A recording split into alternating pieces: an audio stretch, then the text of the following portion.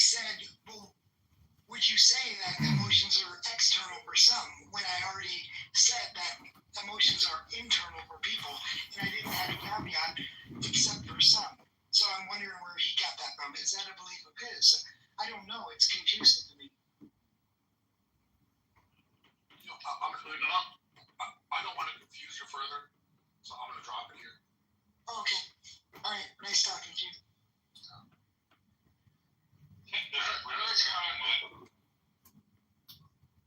I just saw James said this room is live on YouTube. Is somebody streaming this? I'm not. But hey. Wait. Where did you see it live on YouTube? I don't. Yeah, James says this room is currently live on YouTube. Good, John. Kitover? Oh, okay. Yeah, so Jimmy is the king of autism, so if you have questions about autism, definitely ask him. Seriously.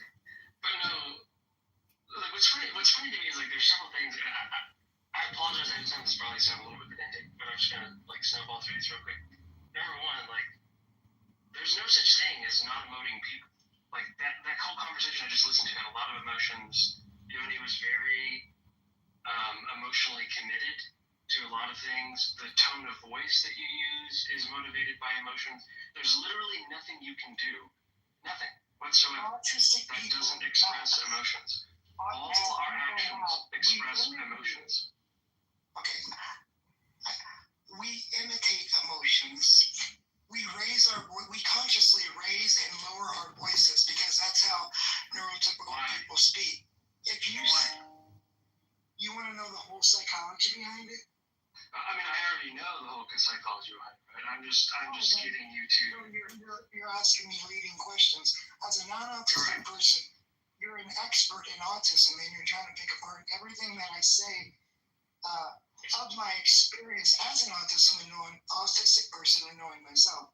I apologize. I didn't know that's your line of. I don't think there's really anything to be an expert of, right? It's just part of being human to know that the reason we do things, the reason we say things, like, for example, if you're copying somebody else. My friend, I'm not going to engage with you anymore. You've already shown me your intention. So if you want to talk about me, that's okay. I'm just not going to engage with you. Well, that's cool. That was a very emotional response, for example. Very emotional. It was very logical. If it makes you feel emotions, it doesn't mean that it's emotional for me, sweetheart. It's clearly very emotional.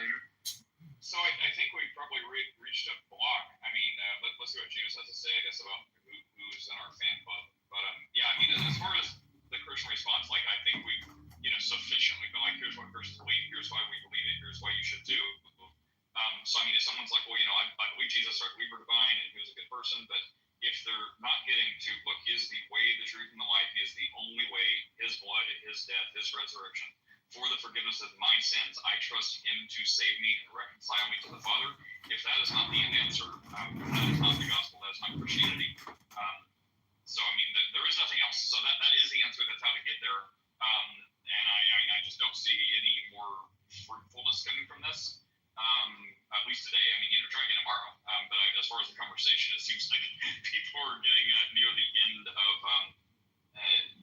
whatever. James, what's up? How are you doing, James? I'm good.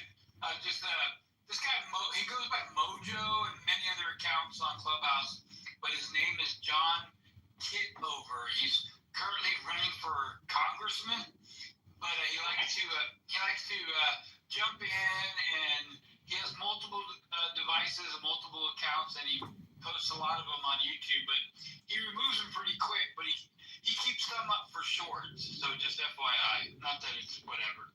Like, he has hardly any viewers. Sounds like we can all be stars, or not, with one viewer. Yeah, not really. Steph, what else you got? How do you get ready for McDonald's? Your fine dining? That's at 5:45 was our fancy McDonald's dinner.